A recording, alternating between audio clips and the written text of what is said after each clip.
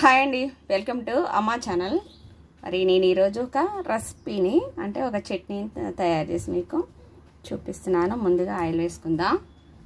అది ఏం చట్నీ అనేది చెప్తాను.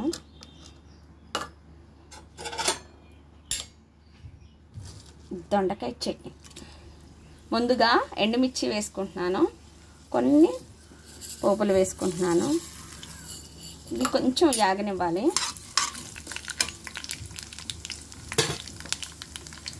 ఏం చట్నీ అంటారా? దొండకాయ చట్నీ అండి. దొండకాయలు శుభ్రంగా కడిగేసి రోట్లో వేసి తొక్కాను నేనైతే. ఈ తర్వాత చట్నీ అయితే ప్రిపరేషన్ మీకు చూపిస్తున్నాను. నా స్టైల్లో నేను చేసే చట్నీ చాలా బాగుంటుంది. టేస్ట్ అయితే మామూలుగా ఉండదు. మరి మీరు కూడా తయారు చేసుకొని టేస్ట్ చేయండి, చూసేసేయండి. ముందుగా దొండకాయ చట్నీ చూసారు కదా, రోట్లో వేసి తొక్కాను నేను. ప్రాసెస్ చూంచలేదు నేను. కొన్ని ఉల్లిపాయలు,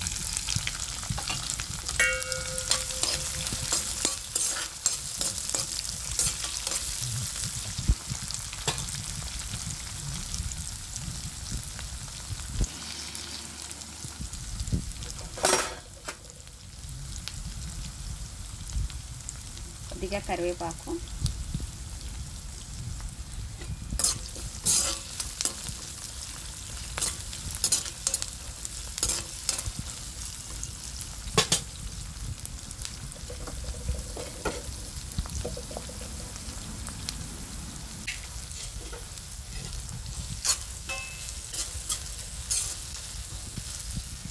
దీంట్లో ఒక అరకప్పు కొబ్బరి, సగం కప్పు అరకప్పు కొబ్బరిని అయిపోయిన మనం తొక్కోవాలి.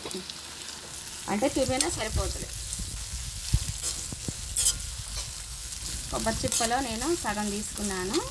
చిప్పలో దీనికి సరిపడా ఎక్కువైనా వేసుకోవచ్చు, ఎంతైనా వేసుకోవచ్చు. నేనైతే కొద్దిగా వేసాను, అరకప్పు మాత్రం వేసాను.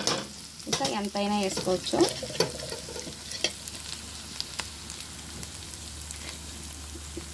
దీంట్లోకి సరిపడా సాల్ట్ వేస్తున్నాను. దీంట్లోనే పసుపు కొంచెం ఎక్కువ వేసుకుందాం.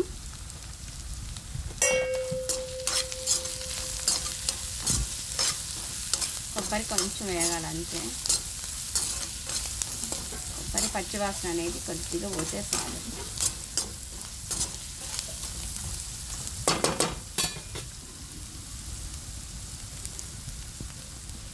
ఎల్లిపాయలు ఒక 2 రెబ్బలు,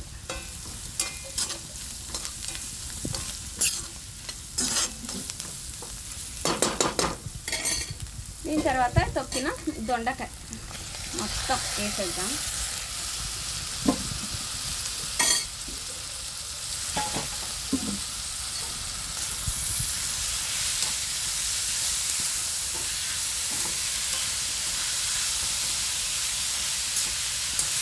మరి మనం దీన్ని కొంచెమే మగ్గబెట్టుకోవాలి. ఎక్కువ శాతం మగ్గబెట్టుకోవాలి, టేస్ట్ అనేది ఉంటుంది.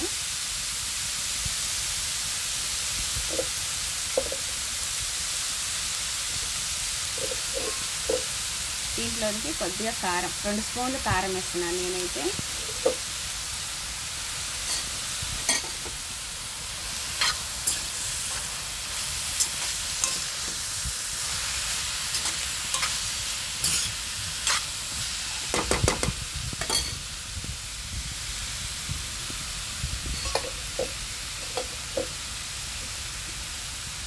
మనం కొంచెం కారం ఎక్కువనే వేసుకోవచ్చు, నిల్వ కూడా ఉంటుంది. దొండకాయలను తడిది ఉడుచుకోవాలి. ఆ తర్వాత తొక్కుంటే మనకి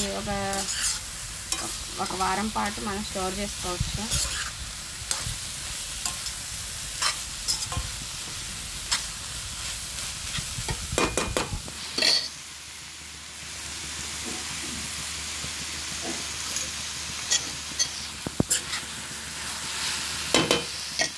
ఫైనల్గా చింతపండు గుజ్జును వేస్తున్నాను.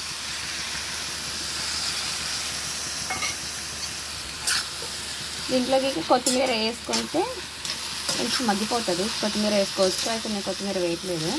కొత్తిమీర కావాలంటే వేసుకోండి, అయితే నేను కొత్తిమీర అయితే వేయట్లేదు.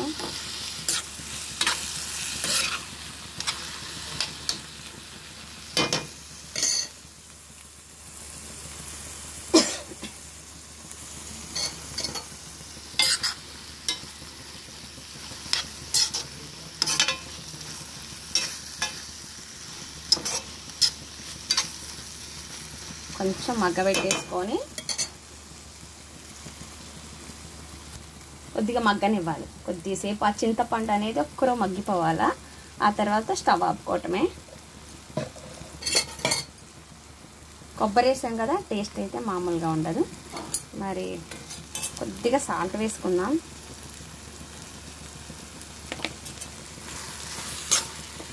ఎందుకంటే మనం చింతపండు వేసినాం కాబట్టి కొంచెం సాల్ట్ వేసుకోవాలి. ఇది రోట్లో తొక్కుంటే బాగుంటుంది. మనం రోట్లో ఉంటే రోలు ఉన్నా సరే, అడ్జస్ట్ కాకపోతే మిక్సీలో పైన పట్టుకోవాలి. మరి మెత్తగా పట్టుకోకూడదు, టేస్ట్ అనేది తెలియదు.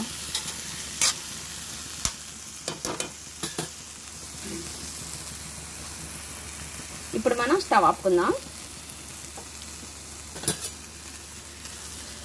చూస్తున్నారు కదా,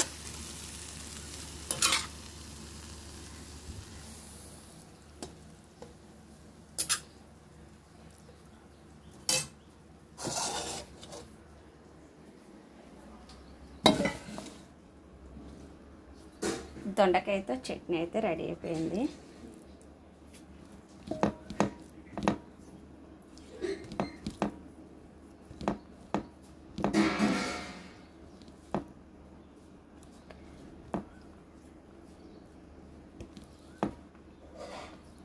కాలుతుంది, చూసారు కదా, టేస్ట్ అయితే బాగుంది.